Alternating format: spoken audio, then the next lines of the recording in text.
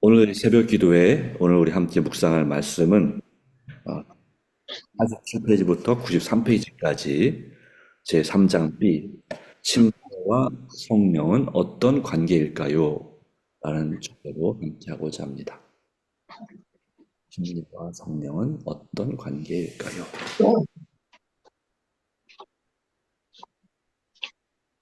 자, 보도록 하겠습니다.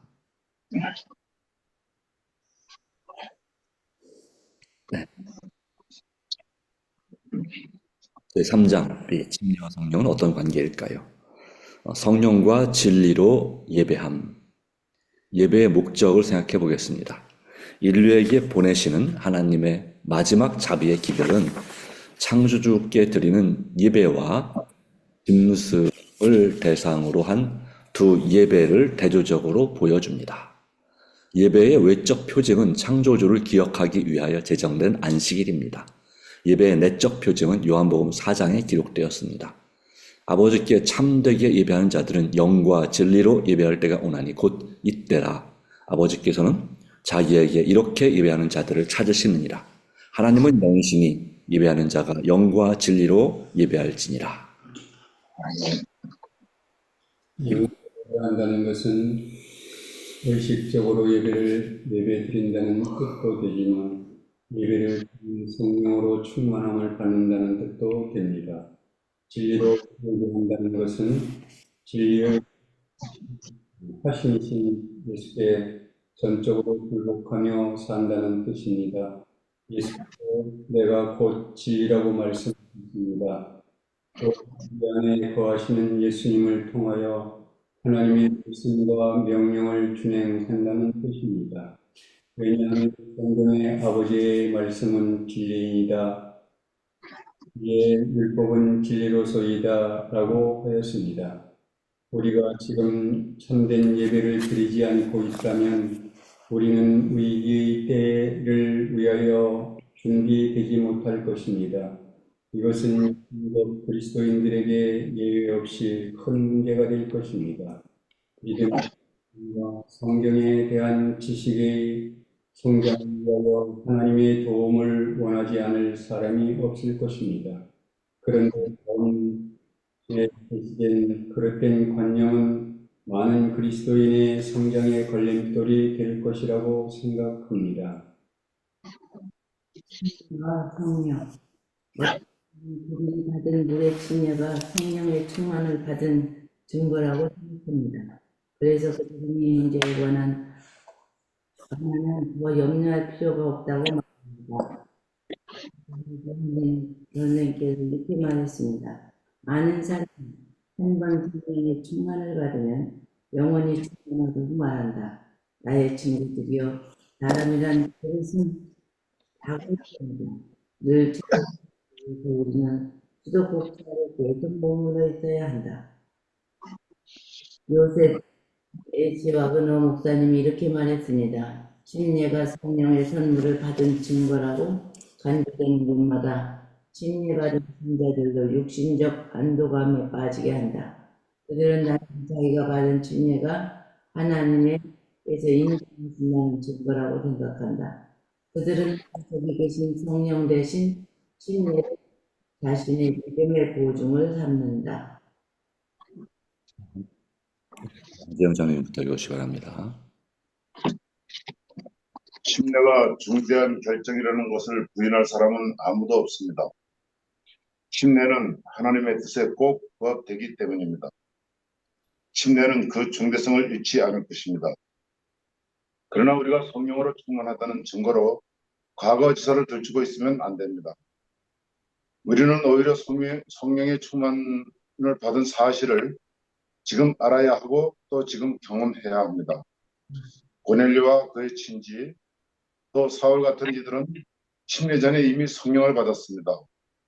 사마리아인들이나 에베소 교회의 12명 신자들처럼 다른 이들은 침례 후에 성령을 받았습니다. 그러므로 성령을 받은 시기가 침례 전이거나 침례 후이거나 침례 때이거나 아무 상관은 없습니다. 중요한 것은 시기가 어찌됐든 우리가 과거에 성령을 받았고 지금도 성령을 마음에 모시고 있느냐 하는 것입니다. 과거에 일어난 일보다 현재 상황이 어떠냐가 중요합니다. 아멘. 독자들의 기억을 돕기 위해 다음 말씀을 반복합니다. 우리는 우리의 신체적 생명을 세상에 태어날 때 받습니다. 우리의 생명은 음식, 음료수, 운동, 수면 등으로 유지됩니다.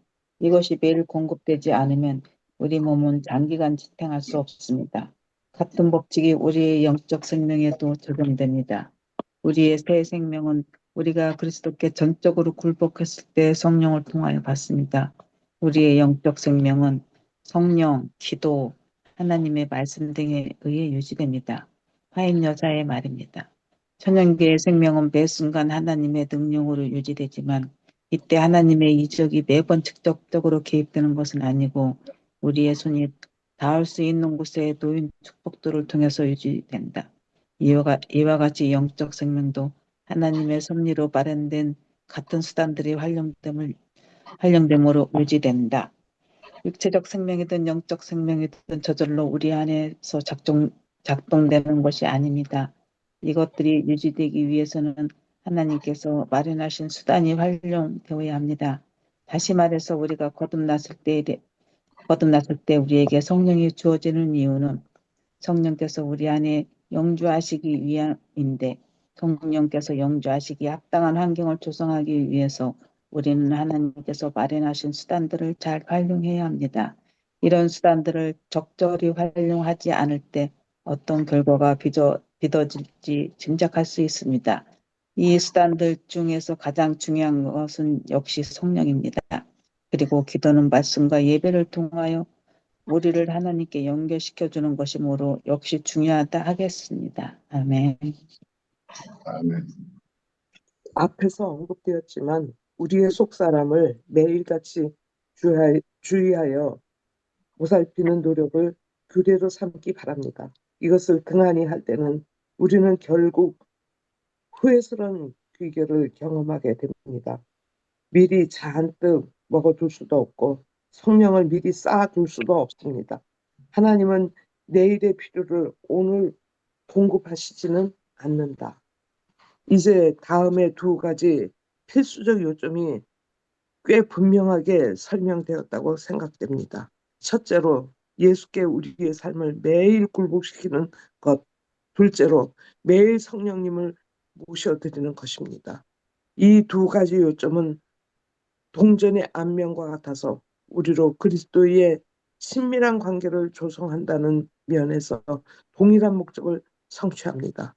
굴복함으로 그리스도께서 우리를 받으시고 성령 부어주심을 위해 탄원함으로 그리스도를 우리 마음에 모셔드리는 것입니다. 여러 성경절 가운데 그리스도께서 성령을 통하여 우리 안에 거주하신다는 사실을 두드러지게 보여주는 구절이 요한일서 3장 24절입니다. 우리에게 주신 성령으로 말미암아 그가 우리 안에 거하시는 줄을 우리가 아느니라. 아멘. 성령의 영향력. 성령께서 우리 안에 거하시면 그분께서는 그리스도께서 성취하신 일을 우리 안에 이루어 주십니다. 로마서 8장 2절에 이는 그리스도 예수 안에 있는 생명의 성령의 법이 죄와 사망의 법에서 너를 해방하였습니다. 고 기록되어 있습니다. 성령의 법이란 하나님께 전적으로 굴복한 사람의 마음에 성령께서 일하시는 방법이라고 해석할 수 있습니다. 오직 성령께서만 예수님의 업적을 우리 마음에 희생시킬 수 있습니다. 다음은 이와 관련된 화인 여사의 명쾌한 주석입니다. 성령은 갱생시키는 주선자로서 주어져야 하였으므로 이와 같은 주선이 없었으면 그리스도의 희생이 아무 소용이 없을 뻔하였다. 세상에 그분께서 이룩하신 업적을 효력 있게 만드시는 분은 성령이시다. 성령은 마음을 순결하게 만드신다. 하나님의 권능은 사람들의 요청에 응하기 위하여 대기하고 있다. 아멘. 토머스 A. 데이비스는 이 가정을 다음과 같이 풀이했습니다. 이 의미는 다음과 같다. 인류를 위해 행하신 그리스도의 업적은 성령의 사역에 의해 그 효력을 나타낸다. 성령의 사역 없이는 겟세마네와 십자가에서 이룩하신 그리스도의 업적, 부활과 하늘의 성소의 중보 사업 등이 효력을 드러내지 못할 것이고, 성령의 사역이 없으면 그리스도의 업적은 세상의 어떤 대형 종교 단체나 도덕적 지도자들의 실적보다 두드러지게 유용하지도 못할 것이다. 그리스도는 이들보다 모든 면에 월등하신 분이셨지만 자신의 모범과 가르침만 가지고는 인류를 구원하시기에 역부족이셨다. 사람을 변화시키기 위하여 그리스도께서 사람의 내부에서 일하셔야 했다. 이 일을 하시는 분이 예수님의 중재로 사람들에게 보내심을 받은 성령이시다.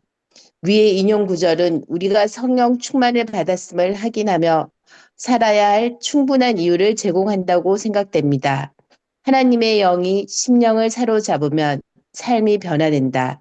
죄된 생각은 떠나가고 악한 행위는 버림을 당한다. 사랑과 겸손과 화평이 분노와 시기와 분쟁을 대신한다. 기쁨이 슬픔을 대신하고 얼굴 표정은 하늘의 빛을 반사하게 된다. 성령께서 내재하시는 삶에서는 귀중한 열매를 기대할 수 있는 반면 그렇지 못한 삶에는 큰 결핍과 손실이 있을 뿐이다. 성령을 모시는 삶과 그렇지 않은 삶의 차이에 대해서는 4장에서 더 자세히 다룰 것입니다. 감사합니다. 여기 내일부터는 읽으실 때 좀 그 짧은 단락이 아니면은 저희 한 단락씩만 읽어주시면 감사하겠습니다. 짧은 단락, 두 단락씩 읽으셔도 되겠지만, 두세 단락씩. 그래서, 아직 심호선 장로님하고 신명수 집사님이 대기 중인데, 강제로 못 읽게 되셨습니다. 괜찮습니다. 네.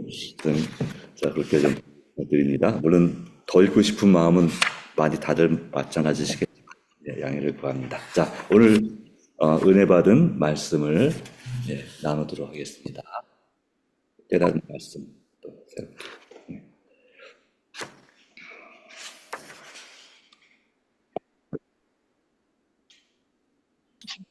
쪽 맨 위에요. 우리의 새 생명은 우리가 그리스도께 전적으로 굴복했을 때 성령을 통하여 받습니다. 우리의 영적 생명은 성령, 기도, 하나님의 말씀 등에 의해 유지됩니다. 그러니까 우리가 음식을 매일 먹듯이 우리의 영적 생명도 성령님과 기도, 하나님의 말씀에 의해서 유지된다고 했으니 이것을 항상 염두에 두고 기도하며 살아야 됐다고 생각합니다. 아멘. 아멘.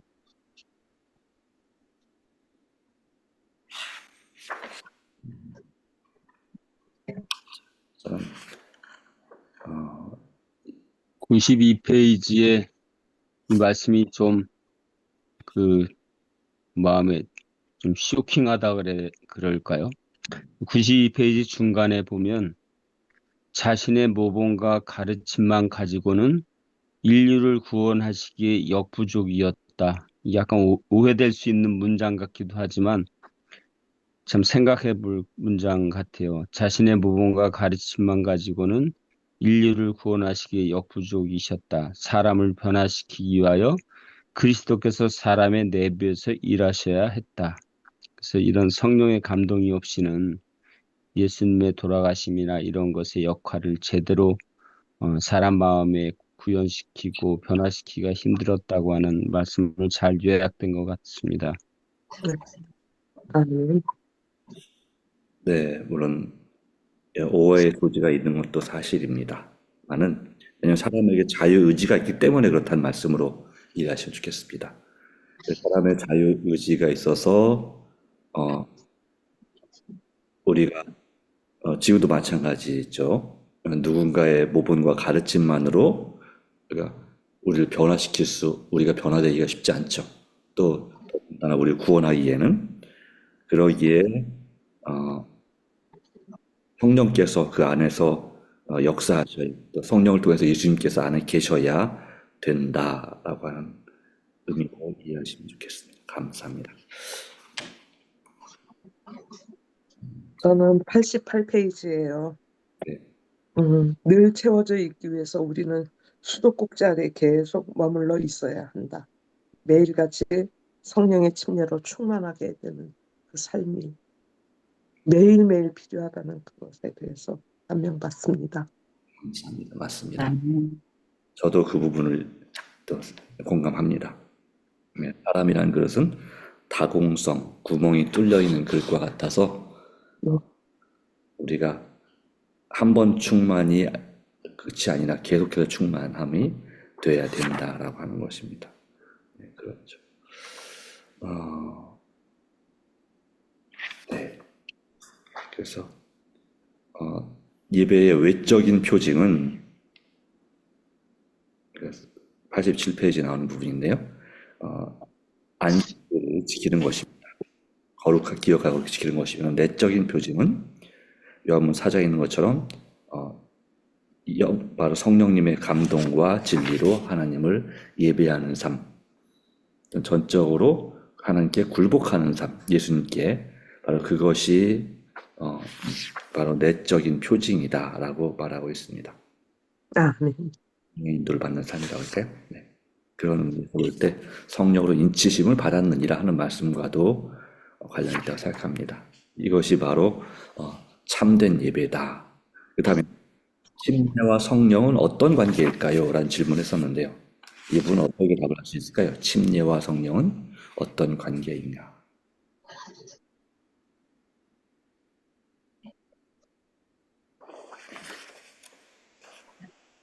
유기적인 관계이다. 네? 무슨 관계라고요? 침례와 성령은 유기적인 관계다. 네, 그렇게 볼 수도 있겠습니다. 그러나 침례가 성령 받은 확실한 증거다라고 또는 침례가 성령 충만을 대신한다고 말할 수 없다 하는 거죠, 그죠? 바르게 봤나요? 침례가 중요하지만 그러나 성령 충만한 증거로 볼 수 없다라고 하는 것을 말합니다. 그래서 이 침례는 제가 이제 세 가지 침례가 있다고 그렇게 예를 들 수 있겠습니다. 그러니까 물의 침례, 그리고 불의 침례, 피의 침례 이렇게 얘기를 합니다. 신학생들에게 학교에서 가르칠 때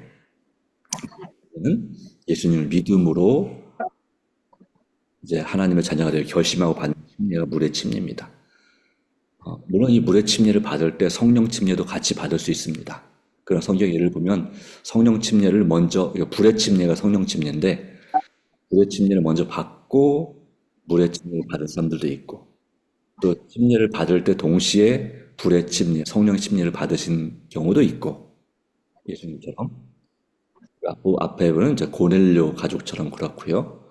그 다음에 물의 침례 받을 때에 그리고 또 성령 침례 그 이후에 성령 침례를 받은 경우도 여러 군데 있습니다.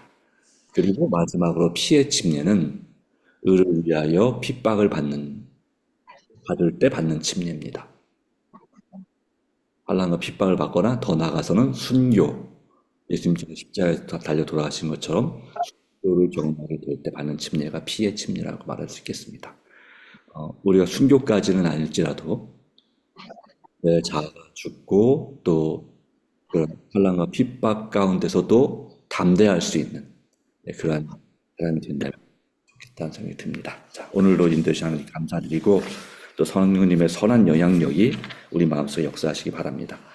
예수님 계시는 비결이 두 가지가 있는데 여기 91페이지에 제가 요한일서 3장 24절의 내용에 우리에게 주신 성령으로 말미암아라고 했습니다.